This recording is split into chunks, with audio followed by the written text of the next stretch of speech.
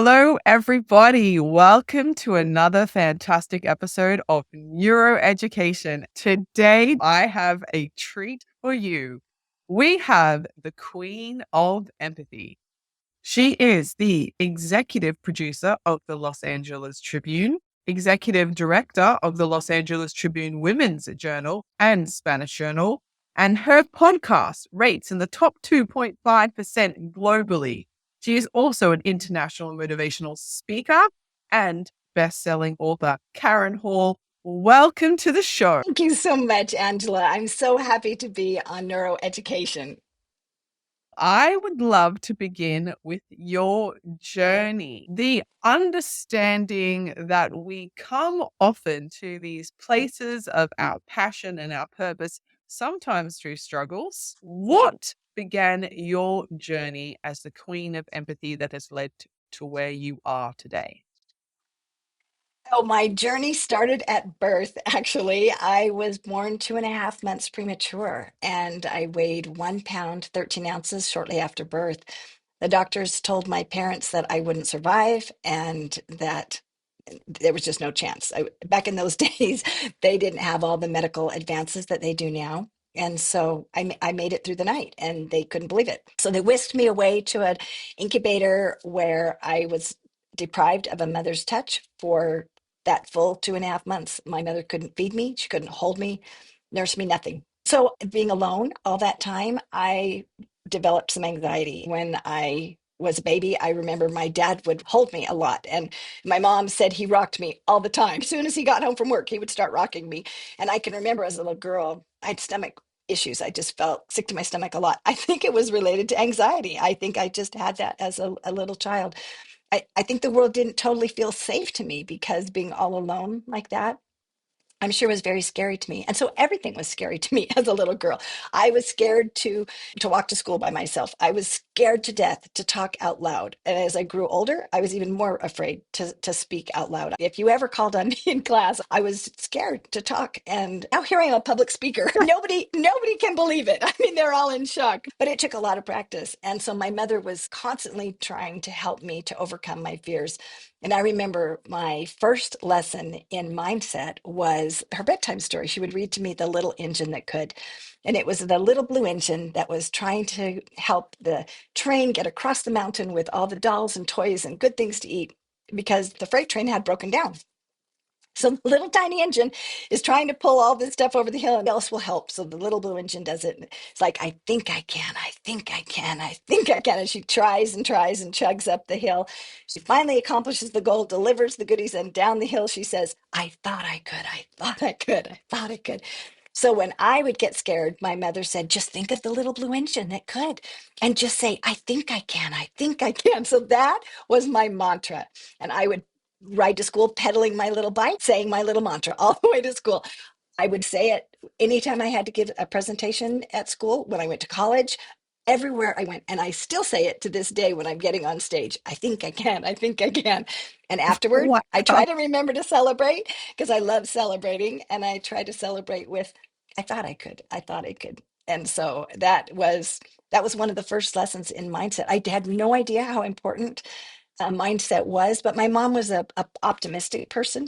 She was positive in a lot of ways. She was also a very prepared person, and my father was the type that believed in me. He believed I could do anything, and he called me Miss America. And he would always tell me that I could do anything. And so with those two, my mom was trying to help me overcome my weaknesses. My dad was capitalizing on my strengths. And so it was just this amazing combination. Not that they were perfect, because they had some things to overcome on their own. But I had a lot of trauma to overcome, and they worked to help me to overcome that.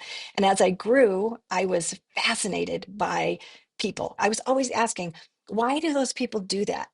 I didn't know at the time that I was what we call now a HSP, or a highly sensitive person. All I knew was that I was way more sensitive than anybody else. And my mom used to say to me, you're so sensitive. Why are you so sensitive?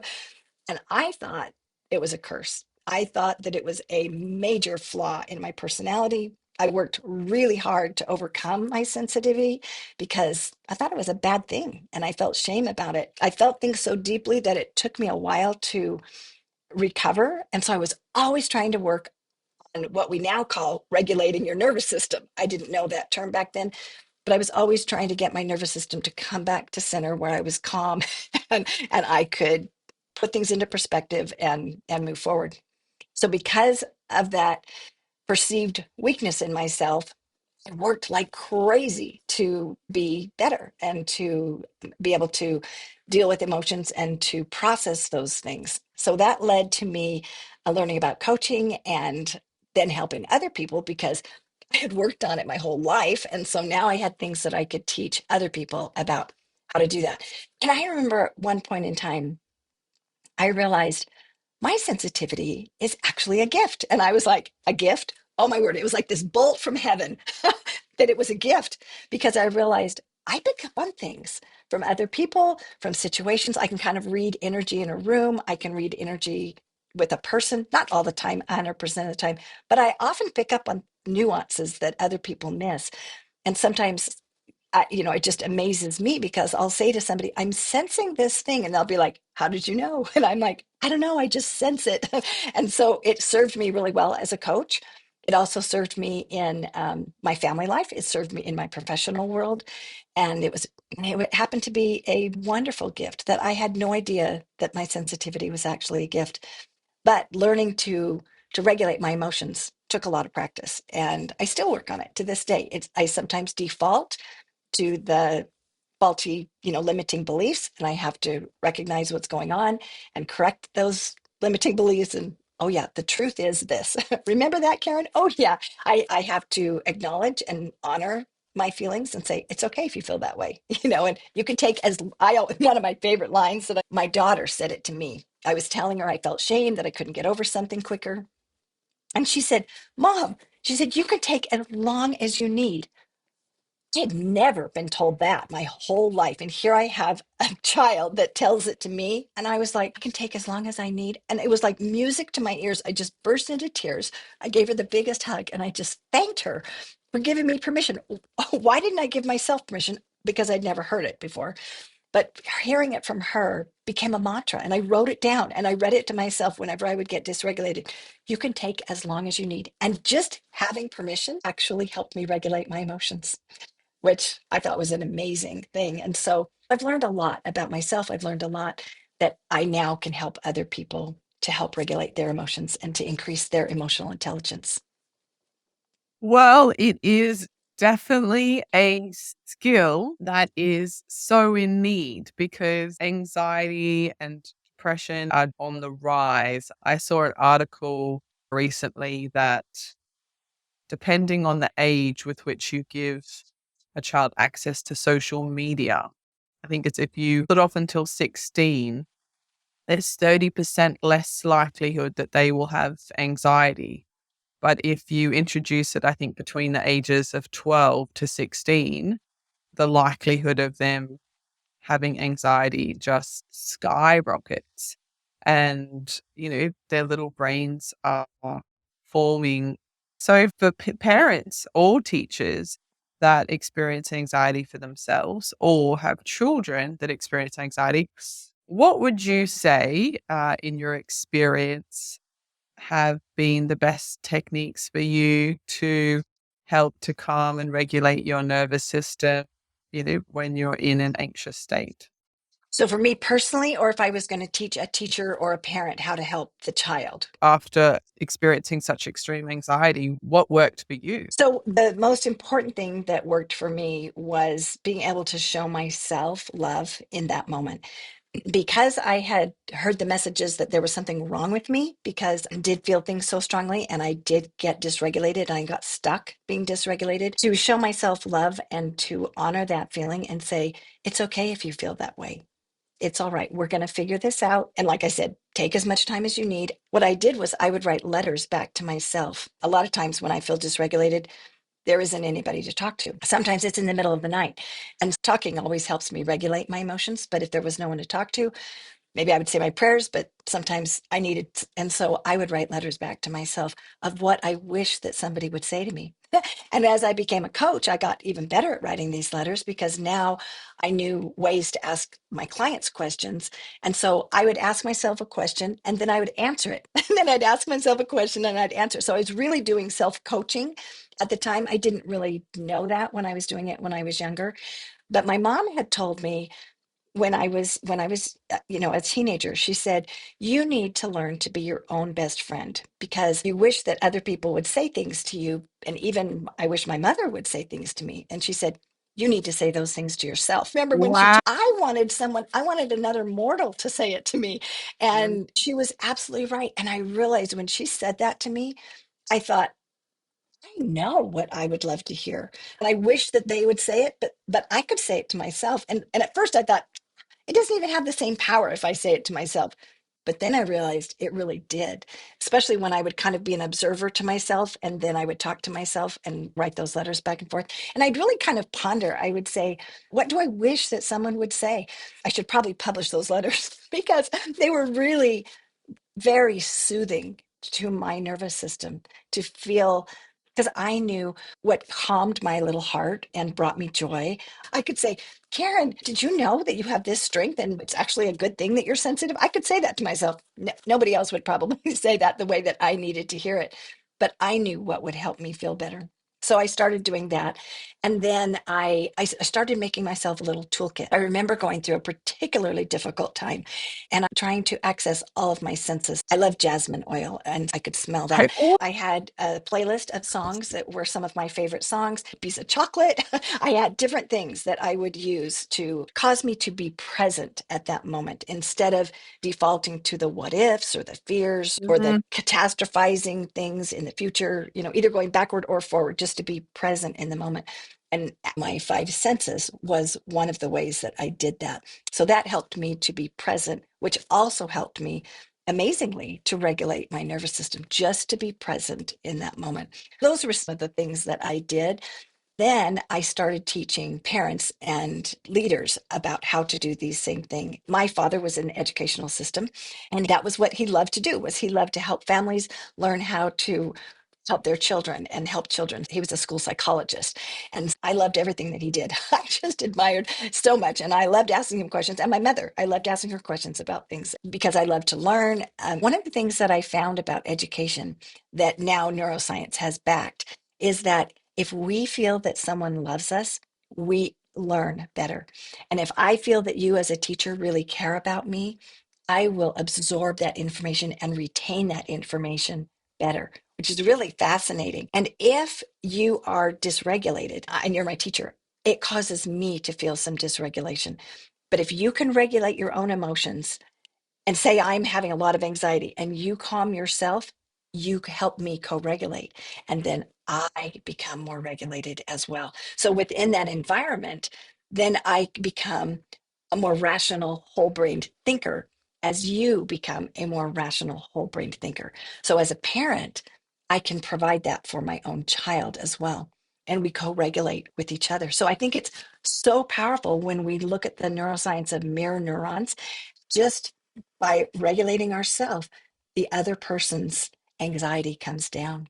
So those are very powerful tools that people often don't have any idea that even if they don't say a word to the other person, they can impact them greatly. Cool. I saw tests they did with amongst adults in workplaces, the amount Yes. of stress, especially of the bot. And they talked about how it went back to our biological wiring from caveman days, that if the leader of the group is stressed, you needed to be able to pick up on it and respond.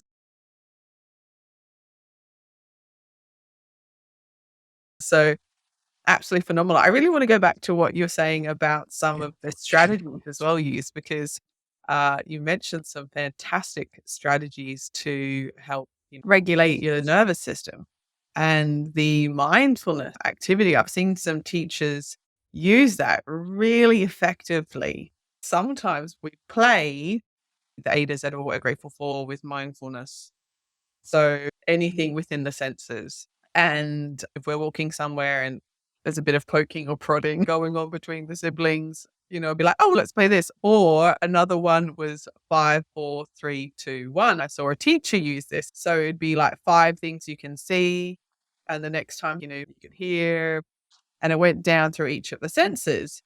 And then he made it into a bit of a challenge where then the person beside you, if you wrote it on the whiteboard and somebody else had it, you had to wipe off what they had. And so it's kind of like, this little competition at the end, which was fun. If you were going to speak to a teacher or parent that was dealing with an anxious child and maybe they themselves had not experienced anxiety, what would your advice to them be? So, the first thing that I would say is when another person is dysregulated and we're in their presence, whether it's an adult or a child, it affects us. And many times when we have not dealt with that same issue, we can have a reaction within us. So if I'm a teacher and I have a child that is dealing with anxiety, I may feel uncomfortable with that.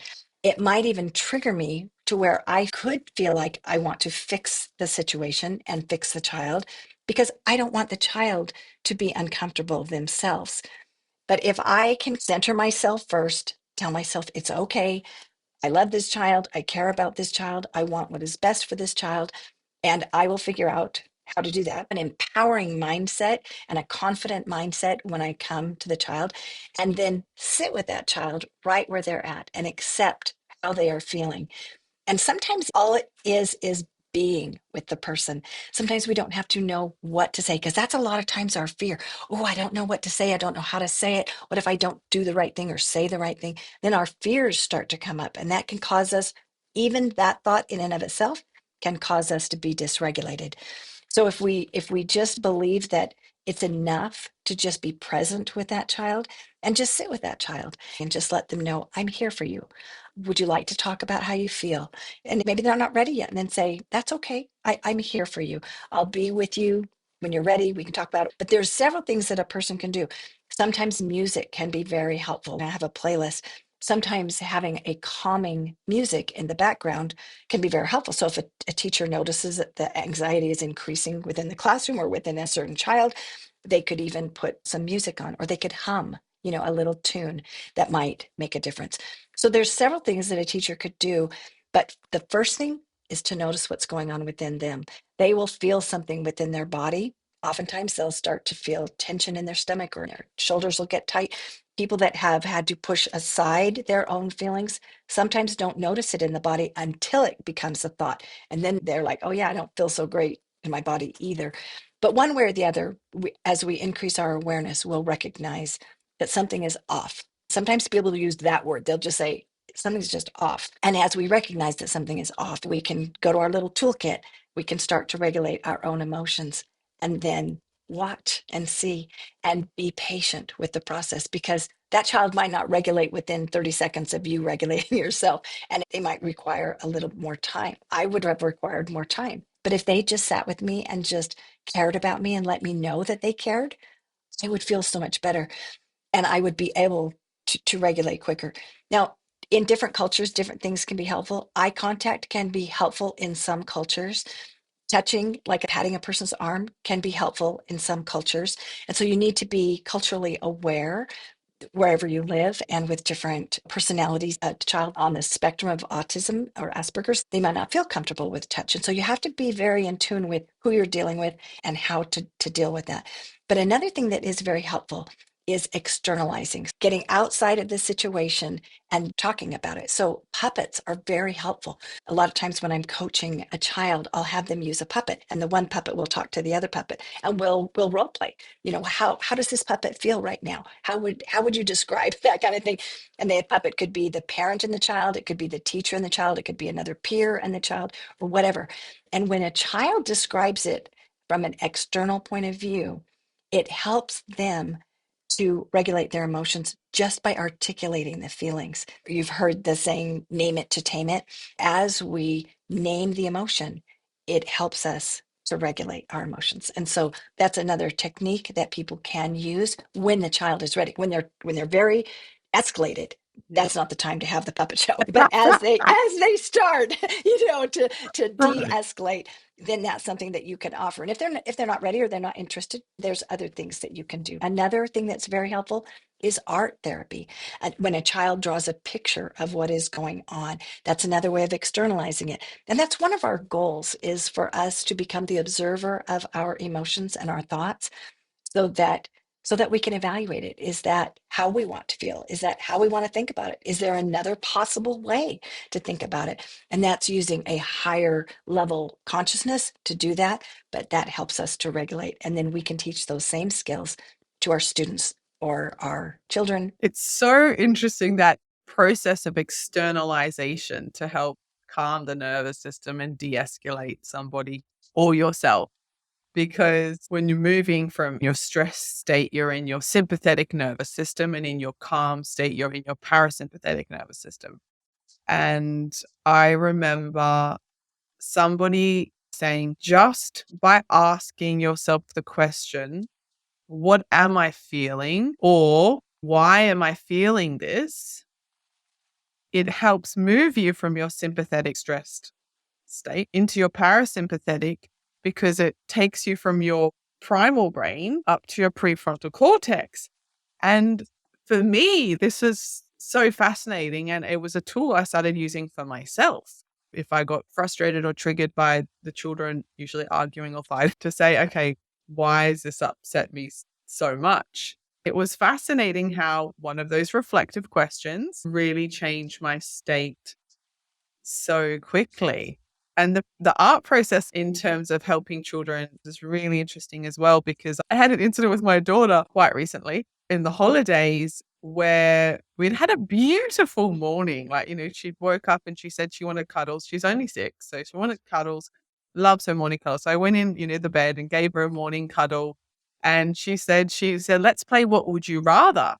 And, it's like, would you rather go on, like a holiday to the bush or to the beach or to, Spain or Africa, or different questions, ice cream or apple pie for dessert. So we played What Would You Rather for about 5 minutes. So we'd had cuddles, we played this game in bed, and I was like, wow, look, like we're winning at this morning. And then it didn't go so well when the process of having to get clothes on to go out to have breakfast. And she really wanted me to help her. And it's so interesting, as I would say, a Montessori mom, from studying Montessori and bringing my children up with a Montessori philosophy. There's a lot of self-preparation that they do, so independent. And my boys were so independent. And it's really interesting with my daughters that in some of those areas, they don't always display some of those qualities. And so my daughter was like, help me get dressed. And part of me is like, you are 6 years old. And another part of me is like, maybe this is like, like when you get dressed with your girlfriends, that's fun. It's like having somebody helping you out. Like, it doesn't have to be this, she's incapable of it. Maybe she just wants company and we to help her pick what she's going to wear. So successfully went, do you want this shirt and these? And she put a shirt on, put her undies on, and then she couldn't decide what skirt she wanted. And I said, okay, well, I'm getting quite hungry. So you've got your shirt. You just got to pick your skirt or shorts, whatever you want. We were going to make pancakes. So I'm going to go start making pancakes, and you can put on, whatever shorts or skirt you decide. And she was like, no, I want you to help me. I'm like, I'm so hungry. I really want to go start breakfast. Pancakes is going to take a while. I love you. I believe in you. When you're dressed, come on out. Anyway, the next minute I could hear this kind of like banging on, I think, a cupboard or banging somewhere. And some words were spoken. Oh, like, you don't help me, or you're not kind. All of these different things came out of her mouth. And I was like, what is going on? Anyway, so she eventually got dressed, I think with the help of her sister, came out. We're having pancakes half an hour later. She's still in a grumpy mood. And, part of me is like, we just had an amazing start to our morning. I've just made pancakes. Like, come on. And then I realized after like the end of pancakes and her still being a little bit grumpy, that I was like, well, she, in her head, she's in the right. She, in her head, like if we're not angry being like, I shouldn't be angry. We're angry thinking we're angry for a reason, right? Like, so I'm thinking, obviously she still feels that I should have stayed. So I folded up an A4 sheet of paper and I made a little book. And I started drawing my experience of the morning. So I draw us, like cuddle, us having, little stick figures, having cuddle in bed, and then stick figures playing what would you rather. And I drew like, ice cream and apple pie. Then the next page was showing her like this shirt or that shirt. And then the next page, she was like, couldn't decide on her pants. And then mummy saying, I'm hungry. And the next page was a stick figure eating breakfast. And so then I sat down and I said, I'd love to show you something that I've drawn just from my experience this morning. And it was really interesting that you could see by the time we got to like the two different shirts that like something was going on in her head. And I guess it's this process of externalization, even though in this time it was my externalization, not hers, but just having it read to her and my experience, she was like, whoa. And then by the time we got to some banging on the cupboard or whatever it was, and she kind of looked up at me and she said, oh, I'm really sorry, mummy. And I was like, wow. But it really took that externalization because for whatever reason, she felt I should have stayed to the end of the earth till she picked her skirt. But Yeah. after, And you know what's so interesting about that is that if you had said those words to her, if you would have said, I just read you stories and I cuddled with you and I made you breakfast and now you're being grumpy, you little ungrateful turd, But if you would have said this perspective from your point of view, with that energy, she would have been defensive and her brain would have said all the reasons why. And she might not have even been able to articulate it, but her brain would have locked in about why she was right. But when you read her this story with the stick figures, it was the externalization process. So she was looking at it through your lens, but without the energy behind it, because you were just presenting it as an alternative perspective, not I'm right, you're wrong. It was just here's my experience. And so that's really powerful because it's like looking through your window to see what you saw. And then she can evaluate that and compare that to her own. Now, she's very mature to be able to have done that at age 6. Many children couldn't have done that.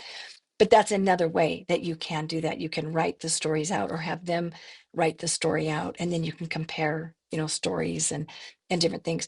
But that energy of acceptance is an important element. The other thing that I think is really interesting is the process of trying to discern what is the unmet need. So many times when a person is escalated, a child or an adult, there is an unmet need in there somewhere. And if I'm your parent and I am being grumpy and banging things around, if I can think, what is the possible unmet need? What could it be? I just cuddled, I just, spent time, I just, I'm making breakfast. What could it be?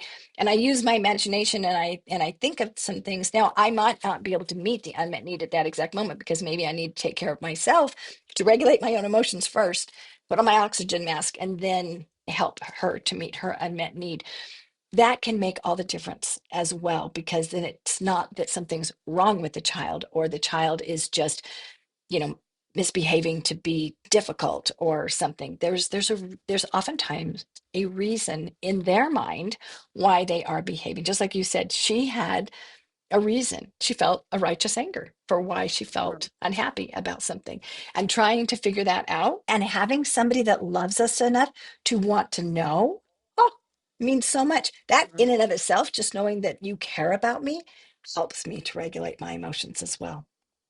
yeah, it's so true. And there is this real process when we calm nervous system first to then being able to meet them where they're at. And like you said, discover what is this need. I came up with a great catchphrase that a few of my friends now use. When I had my boys, I had them 16 months apart. So back to back. And I remember the toast dramas, saying, would you like your toast cut into squares or triangles? And, they say, triangle, cut in triangles and they get it. They're like, oh, no, but you said triangle, can't get that triangle into a square. But that, and then you're just like, oh my God. And those days, like, maybe that's the last piece of bread. You're like, honey, like, it's going to taste the same. I feel like we work ourselves up so much, even though they're the ones that are upset. But we work ourselves up so much that we're just as worked up as them. And, like there's two things for me in that situation is how can we expect a child to stay calm and relaxed and composed if we can't ourselves in those situations? So first being the example, but the second is literally taking yourself out from that emotion and saying something either out loud or mentally that is like, they are upset. I'm not upset.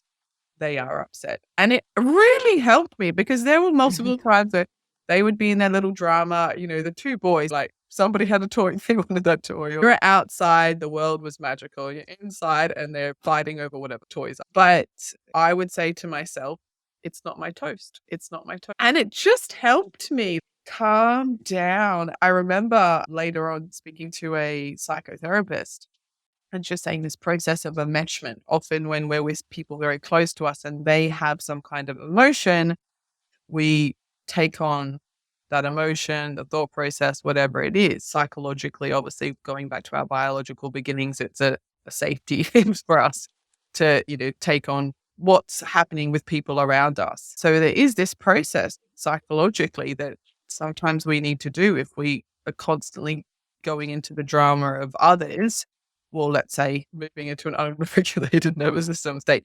But just that I would pause and I would take a few deep breaths and I'd say, it's not my toast. And then I could deal with the situation so much better. Amazing. Expectation is so interesting because I feel often when we expect somebody to act differently than they are, that expectation often leads to the frustration.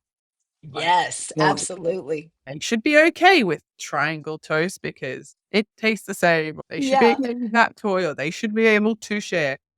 When we take the should out and we take out the expectation and we just accept the situation as it is, then emotionally we're just like, okay, well, they're having big feelings. And it's just like us as adults, often we react to children in such an unrealistic manner that we feel they should be calm or relaxed or be able to handle a situation. And obviously they can't because they're not. They're thinking when we can do better, we do better just for us as adults. Exactly, exactly. And I was thinking about what you said about taking on the emotions of the person that's around us. We do naturally do that as children. We are very adept at doing that. And that is our default, is to feel that feeling and to feel responsible for that feeling. And as an empath, sometimes it just happens without us even trying to. We just sense the energy so strong.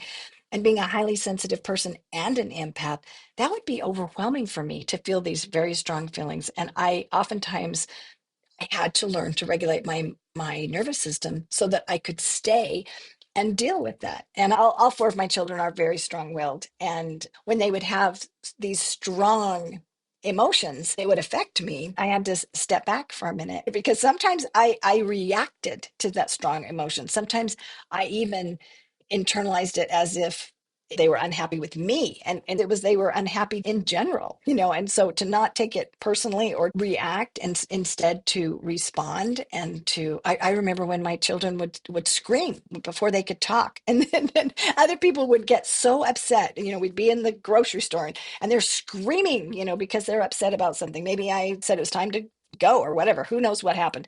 I told We them can't no, have our they couldn't have the chocolate. And I remember the emotions of the other bystanders watching me, judging me that I should be fixing this problem and I should be controlling that child so they're not screaming, because I would help my child with the feeling. I would say, tell me what's going on. A lot of times they couldn't talk. And so I had little pictures that I would have them point to.